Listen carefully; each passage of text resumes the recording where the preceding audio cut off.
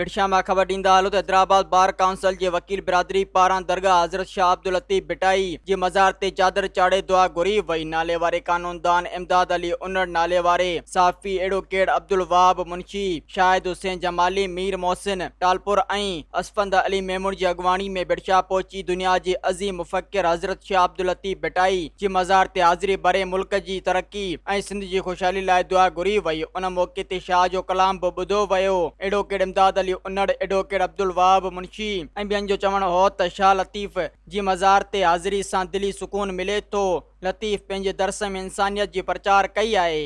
मज़ीद ख़बरनि ऐं तफ़सीलात लाइ विज़िट कयो असांजी वेबसाइट www.awamiNewsHD.com ऐं ॾिसंदा रहो अवामी न्यूज़ HD।